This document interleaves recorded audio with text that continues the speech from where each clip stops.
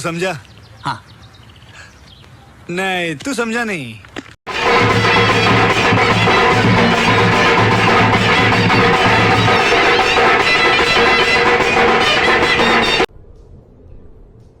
ये क्या है?